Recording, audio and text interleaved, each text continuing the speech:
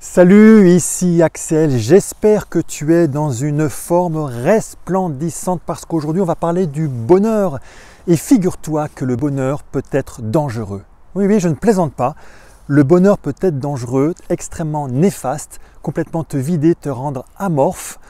Alors si tu en as fait ton objectif de vie, sois quand même vigilant.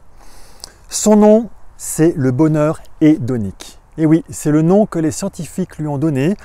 Et ce bonheur-là, c'est une véritable addiction. Pour moi, c'est une plaie. Malheureusement, on tombe tous dedans. Il a un autre nom que tu vas beaucoup mieux connaître. C'est celui qu'on appelle le plaisir immédiat pour soi seul. Tu sais, ce sont ces personnes qui disent « Moi, je résiste à tout. » À tout, ouais, sauf à la tentation. Succomber, et oui, succomber immédiatement parce que j'ai une bonne friandise, j'ai une pâtisserie, j'ai une glace.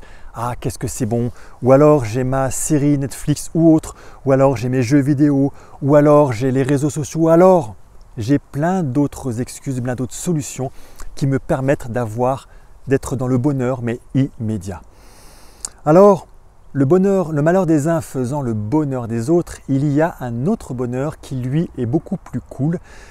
Son petit nom, c'est le bonheur eudémonique. Le bonheur eudémonique, c'est celui qui permet de donner un sens profond à sa vie et il va être connecté avec des activités qui vont apporter de la croissance, voire de la contribution. Donc c'est un bonheur qui est très clairement tourné vers les autres et non pas vers soi-même.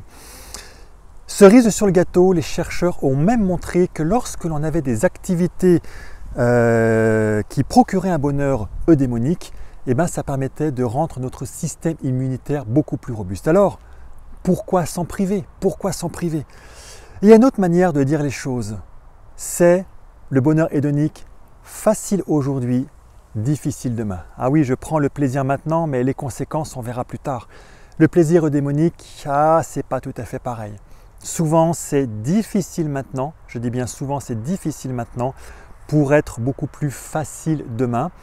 Mais très souvent, à force de prendre des habitudes, à force de devenir confortable dans l'inconfort, oui, on en arrive aussi à se faire plaisir immédiatement avec des conséquences très cool et à être aussi heureux demain. Tu sais, les personnes qui vont aller contribuer, qui vont aller dans des associations pour faire du bénévolat, elles sont heureuses dans ce qu'elles font dans l'instant, mais elles sont aussi heureuses dans l'avenir parce qu'elles ont créé quelque chose qui était un bonheur de contribution. Et ça, c'est super cool.